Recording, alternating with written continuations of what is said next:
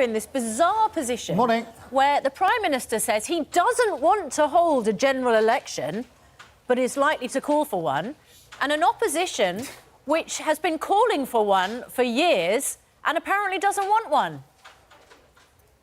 Yeah, well, Johnson's laying a pretty obvious trap, and we're just not going to dance to his tune. What he really wants to do, having lost control of Parliament, as he did last night, is to prevent us passing this very simple bill to stop us crashing out the EU without a deal. So it's pretty obvious what he's up to. We're not going to dance to his tune. Yes, we want a general election, but we're going to get this piece of business that we're focused on done first. When Article 50 was signed off by Parliament, there was a clear understanding by every member of Parliament that within 2 years, either we'd have a deal or we'd have no deal, but at the end of that process, we would leave the European Union. That's what both parties signed up to in their manifestos after the referendum result. So I'm slightly bemused why... No, it's not, Piers. Well, no. OK, explain to me why I'm wrong. No, it's not. Yeah, OK, let me explain. Because I actually opened for us, the Labour opposition, on that day and made it very clear that we were opening the gate to the Prime Minister to start the negotiations. We were not going to accept what came back at the end, whatever it was.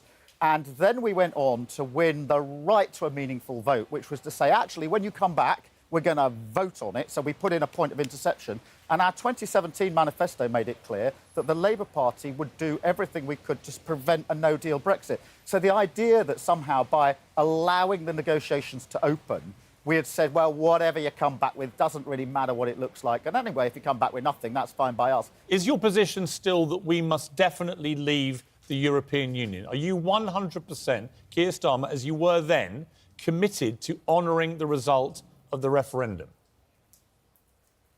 Piers, just let me take that in two stages and just answer the question in relation to the previous clip, because having myself campaigned hard for Remain and the Labour Party having done that, when the result came in, we accepted the result and we triggered Article 50 and voted for it. And that was very difficult for us as a party and for me personally, but it was the right thing to do.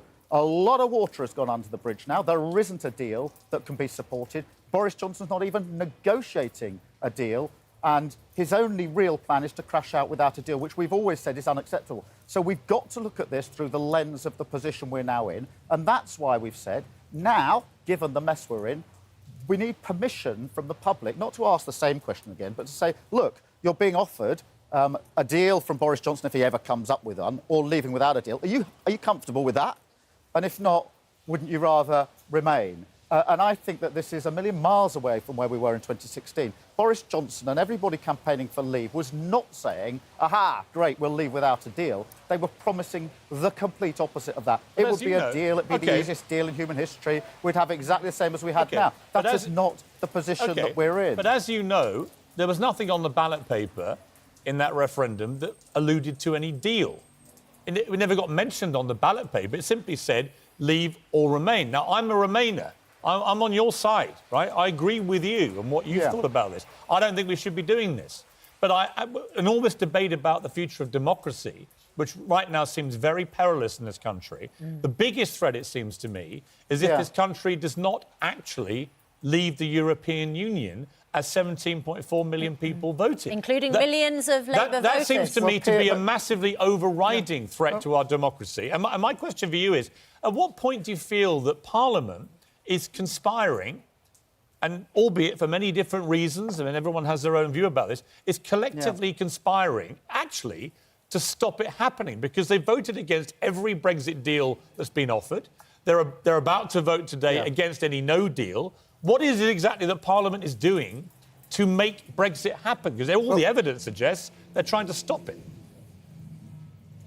Well, Piers, let me just answer that in a number of ways. Firstly, half the people in the Cabinet voted against the deal in the first place. So suggesting it's the Remainers that are preventing us leaving is just complete nonsense. Johnson himself voted against Theresa May's deals twice. So saying it's all us Remainers is just a complete I didn't say all Remainers. I said Parliament. I said Parliament collectively. Well, I didn't say Remainers. No, but you have previously said that three-quarters of Parliament is Remain, and that's what's holding Brexit up. So, Keir, here's what I've always felt the problem with all this has been from the start that three-quarters of Parliament voted Remain. So instinctively, Parliament as a body doesn't believe in Brexit. And that's why Parliament, as a body, has voted against any deal. No, but and is Mr. about Keir to vote... Starmer makes a really good point, which is there are a large number of Brexiteers who have voted against the Brexit deal. I get it, but we still are where we are. If Johnson... I'll get a word in. If Johnson and the ERG had voted for a deal, we'd be out. We'd be out. It was a complete failure on the government side. That was actually a failure of Theresa May, because she should have recognised that people like Johnson and the ERG were never really going to vote for a deal. And she should have therefore reached across Parliament and said, what are the contours of a deal that we can all get behind? And we put forward an alternative deal with the customs union. I came on your show to discuss it. We went uphill and down dale about whether it's the right thing or wrong thing. Good discussions to be had. But we put the proposition on the table. The Prime Minister would not reach out to the opposition until after the first deadline had completely passed. So, Keir Starmer, can we just... and we haven't got you for very long, and I just want to ask what will happen. I just want to ask what will happen. If a motion for a general election is tabled, you have this opportunity to go for a general election, to campaign for, I don't know, second referendum, put it back to the people. Will you vote for a general election and take that opportunity as Her Majesty's opposition?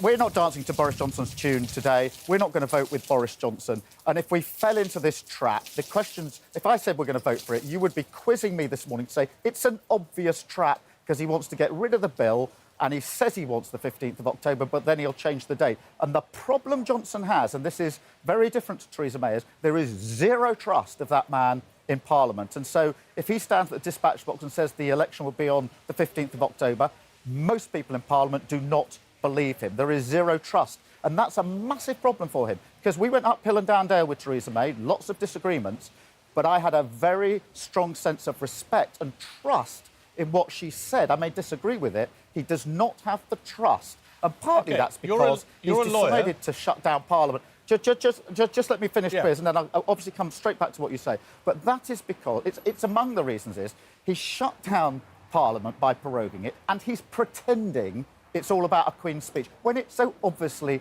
isn't. And when someone is basically dishonest like that, they lose trust. They lose trust in Parliament. They lose trust across the nation. This is a massive problem for Boris Johnson because he is not trusted. People don't believe him about why he's shutting down Parliament. This might be a bit of a shock to you, Keir Starmer. There's not a lot of trust in the Labour Party's ever-shifting sand position on this. But let me ask you this. As a lawyer, to your bootstraps, if you vote against a general election, as you seem to be suggesting you will as a party, and you try and prevent Boris Johnson from calling one, does he and the government, do they have any legal way of actually getting an election if that is the case, if they lose a vote to have one? No. David Cameron gave him the Fixed-Term Parliament Act to get the coalition with Lib Dems. Theresa May then lost the majority, which meant that she couldn't control when there was an election.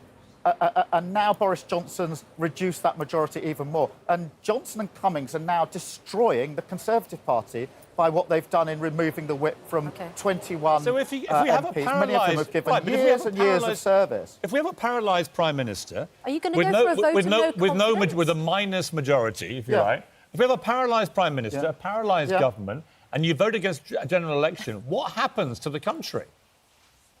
Well, we've said we'll have a general election. We're not going to do it on Boris Johnson's terms. As soon as we are satisfied that we have secured and ensured against a no-deal Brexit, then let's have a general election, let's have that fight. But what we're not going to be doing is being deterred and deflected from the task in hand this week. And Johnson's only putting this down today to try and halt what's happening, and if you have that election, if you have the election on your if you have the election on your timetable, would you run as a party on a manifesto including a second referendum on Brexit with an option being to remain?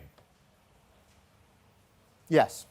Now you see, when you say that, you talk about the liars on the other side. I've sat here with Jeremy Corbyn on Good Evening Britain, in which he told every viewer watching categorically there would not be a second referendum. You've just said the complete opposite. So when it comes to lies and trust and disinformation, the Labour Party, having steadfastly pledged not to have a second referendum, your position is now you're going to have one.